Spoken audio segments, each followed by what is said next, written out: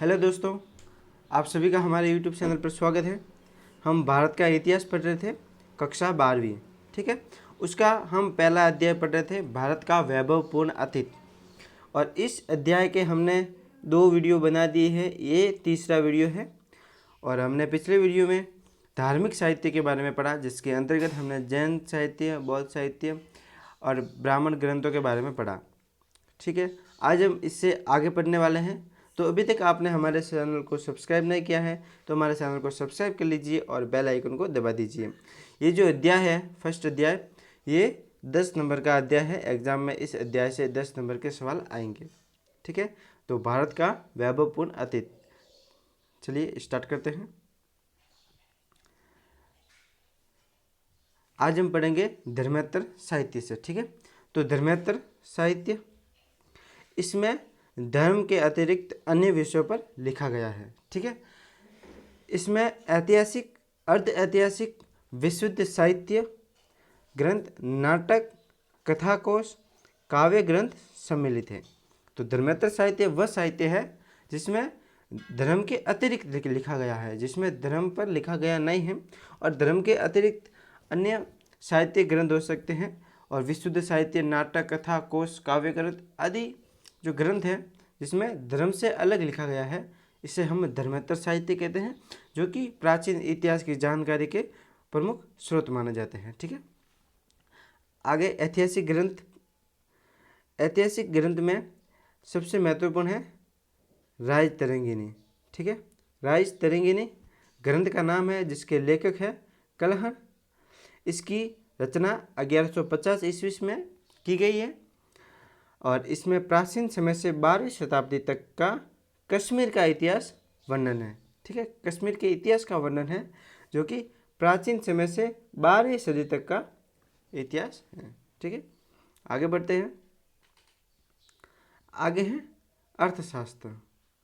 अर्थशास्त्र, इसके लेखक है आचार्य विष्णुगुप्त चाणक्य या कौटिल्य। अब जो चाणक्य है, इसको ही, उनको ही विष्णुगुप्त कहा जाता है। ये सभी एक ही व्यक्ति के नाम हैं। ठीक है, और अर्थशास्त्र से हमें क्या जानकारी मिलती है, तो इसमें तत्कालिक राज प्रबंध, अर्थव्यवस्था, सामाजिक, धार्मिक जीवन की विस्तृत जानकारी मिलती है। ठीक है, तो जो अर्थशास्त्र है कौटिल्य का, इसमें हमें उस समय के तत्कालिक राज प्रबंध, अर्थव्यवस्था, सामाजिक, धार्मिक जीवन की विस्तृत जानकारी मिलती है। ठीक है, इसके अलावा अन्य ग्रंथ हैं, जैसे हर्ष चरित, इसके लेखक है बाणभट्ट।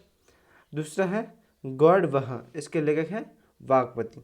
तो ये भी प्राचीन भारतीय इतिहास के जानकारी के महत्वपूर्ण स्रोत ग्रंथ माने जाते हैं। ठीक है, आगे बढ़ते हैं। आगे अन्य ग्रंथों के नाम हैं, जिसके लेखक भी हमें सामने दिए गए हैं। लेखक है जयानक, और जयानक के ग्रंथ लिखा है पृथ्वीराज विजय। ठीक है, दूसरा ग्रंथ है कुमारपाल चरित, इसके लेखक हैं जयसिंह। तीसरा है हमीर महाकाव्य, इसके लेखक हैं नयचंद। तीसरा है नवसहसांग चरित, इसके लेखक हैं पद्मगुप्त।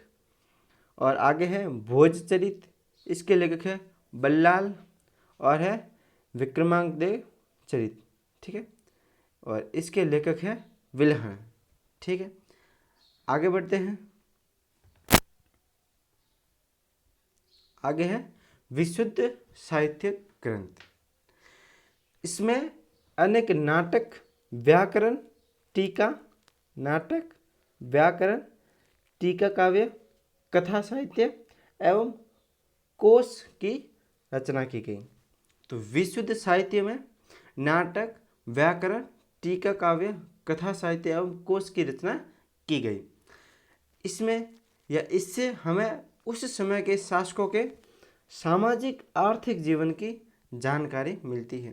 तो ये ग्रंथ है जो हमें उस समय के आर्थिक सामाजिक जीवन की जानकारी के बहुत ही महत्वपूर्ण स्रोत माने जाते हैं। ठीक है, अन्य ग्रंथ है पाणिनि का अष्टाध्यायी। पाणिनि लेखक है और उसके द्वारा लिखित ग्रंथ है वो अष्टाध्यायी है। पतंजलि का महाभाष्य, कालिदास का मालविका अग्निमित्र और विशाखा दत्त का मुद्रा राक्षस, ये महत्वपूर्ण ग्रंथ हैं। आगे बढ़ते हैं। आगे है क्षुद्र का मृच कटिंगम, तो ये भी महत्वपूर्ण ग्रंथ है। ठीक है, आगे है कथा साहित्य एवं कोश साहित्य की दृष्टि से जो ग्रंथ हैं उन ग्रंथों के नाम देखते हैं। तो विष्णु शर्मा का पंचतंत्र, गुडाढ्य का कथा मंजरी, क्षेमेंद्र का व्रत कथा मंजरी और सोमदेव का कथा चरित सागर, अमर सिंह का अमर कोश, तो ये भी महत्वपूर्ण ग्रंथ है जो कि कथा साहित्य एवं कोश साहित्य है। ठीक है, आगे है क्षेत्रीय साहित्य। ठीक है, तो क्षेत्रीय साहित्य वह साहित्य है जो किसी स्थानीय या क्षेत्रीय भाषा में लिखा गया है, उसे हम क्षेत्रीय साहित्य कहते हैं। ठीक है, तो क्षेत्रीय साहित्य में सबसे पहले संगम साहित्य, तो प्राचीन जो तमिल ग्रंथ हैं उसे संगम साहित्य के अंतर्गत रखा जाता है या उन्हें संगम साहित्य कहा जाता है। इसमें चोल व पल्लव शासकों के बारे में विस्तृत जानकारी मिलती है।